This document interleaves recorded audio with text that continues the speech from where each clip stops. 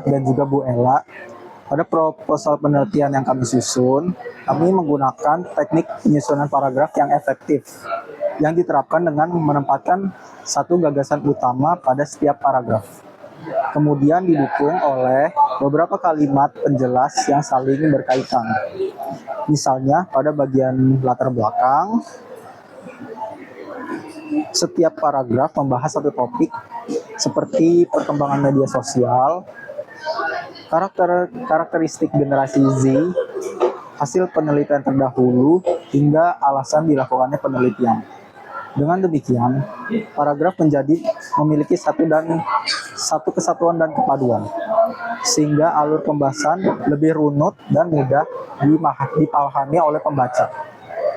Selanjutnya akan dijelaskan oleh Jericho untuk menjelaskan penggunaan ejaan, tanda baca, dan kalimat efektif dalam proposal kami. Terima kasih.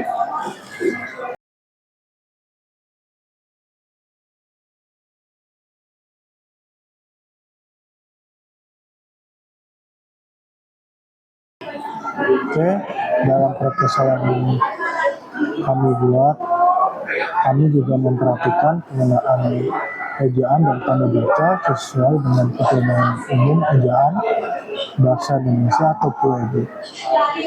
Penggunaan huruf kapital, tanda koma, tanda titik, serta penulisan istilah asing dilakukan secara konsisten agar penulisan menjadi lebih rapi dan sesuai kaidah.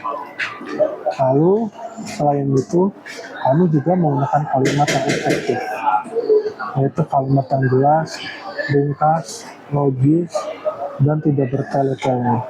Kami menghindari penggunaan kata yang berulang atau pemborosan kata sehingga informasi dapat tersampaikan dengan baik.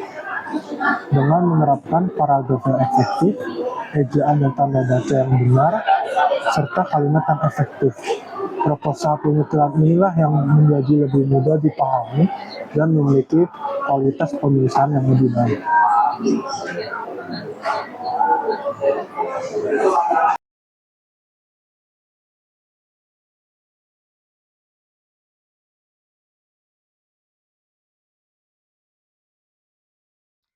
Penelitian ini dilatar belakangi oleh semakin besarnya penggunaan media sosial di Indonesia, khususnya oleh generasi Z. Saat ini media sosial tidak hanya digunakan sebagai sarana komunikasi, tetapi juga menjadi media pemasaran yang mampu mempengaruhi minat beli konsumen. Oleh karena itu, kami ingin mengetahui faktor-faktor apa saja yang paling berpengaruh terhadap minat beli generasi Z berdasarkan hasil penelitian-penelitian yang telah dipublikasikan di Indonesia. Nah, selanjutnya saya persilakan rekan saya Billy untuk menjelaskan metode penelitian.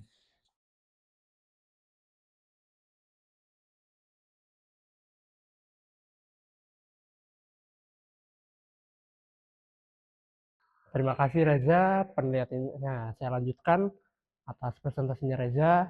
Penelitian ini menggunakan metode tinjauan literatur sistematis. Nah, kami tidak melakukan survei secara langsung, tapi mengumpulkan dan menganalisis berbagai penelitian yang sudah diterbitkan. Nah, ada sumber artikelnya dari Garuda, Google Scholar, dan jurnal nasional yang terindeks Sinta. Nah, setelah melalui proses seleksi, kami memperoleh 11 artikel jurnal nasional yang diterbitkan pada 2001 sampai 2026 sebagai bahan analisis. Selanjutnya, seluruh artikel tersebut dianalisis menggunakan analisis isi tematik untuk menemukan pola yang sama mengenai pengaruh media sosial terhadap minat generasi Z.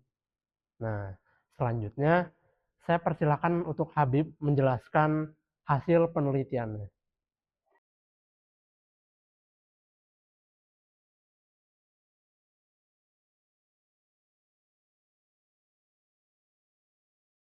Terima kasih Billy. Saya akan melanjutkan presentasi yang sebelumnya.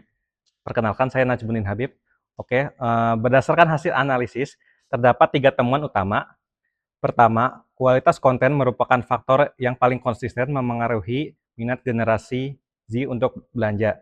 Artinya, bukan sekadar memiliki akun media sosial, tetapi kualitas informasi, visual, dan konten kreativitas yang mampu menarik perhatian konsumen.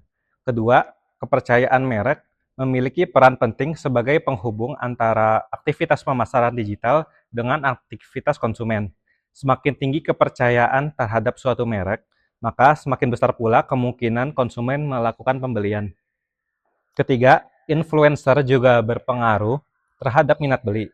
Namun yang paling menentukan bukan jumlah pengikutnya, melainkan kredibilitas, kejujuran, dan kedekatan influencer dengan audiensnya. Selanjutnya, saya persilahkan Jericho untuk menyampaikan kesimpulan.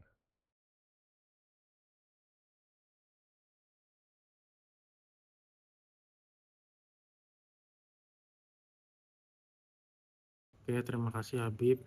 Berdasarkan penelitian yang telah kami lakukan, dapat disimpulkan bahwa media sosial memang memiliki pengaruh terhadap minat beli generasi Z atau Gen Z di Indonesia.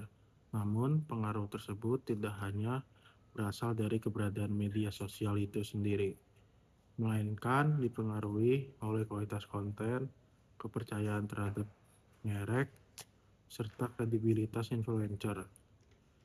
Hasil penelitian ini diharapkan dapat menjadi masukan bagi pelaku usaha agar lebih fokus dalam membuat konten yang berkualitas, serta membangun kepercayaan konsumen dan memilih influencer yang tepat sebagai bagian dari strategi pemasaran digital.